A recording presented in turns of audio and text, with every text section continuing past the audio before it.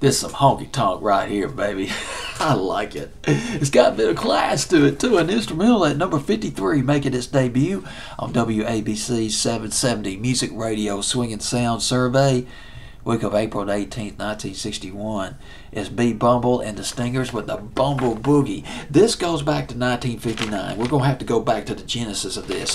1959, there were three guys, African Americans, all from Louisiana, who transplanted to Los Angeles. They were working at a recording studio. It's called Rendezvous Records in L.A. They were the house band there.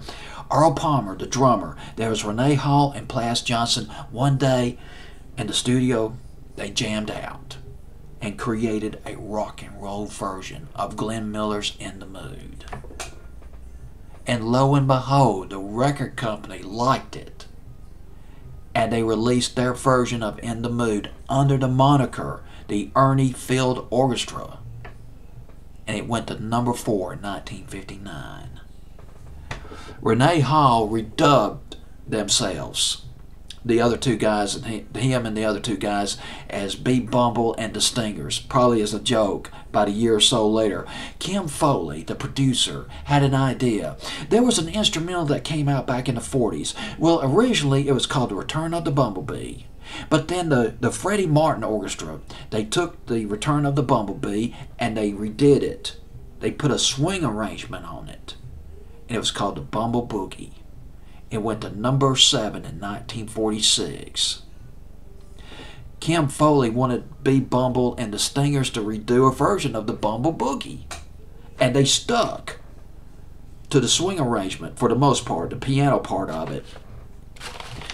It was these three guys, they were on this, that I've already told you about. Earl Palmer, Renee Hall, and Plas Johnson, along with some session musicians. Some of them with the famed Wrecking Crew in Los Angeles.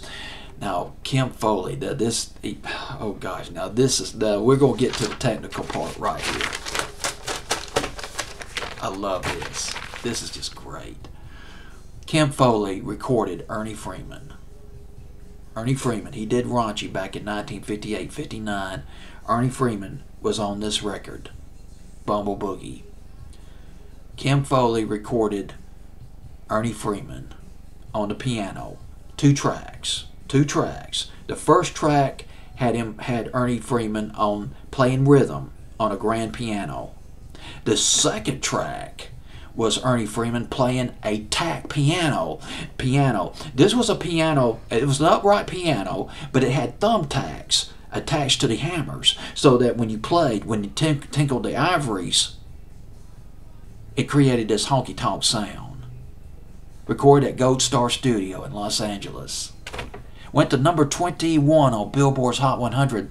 They did another song after this, another tune. Well, not a song, another instrumental rather, called Nut Rocker, which went to number 1 in Britain. I believe it went to number 1 in the UK.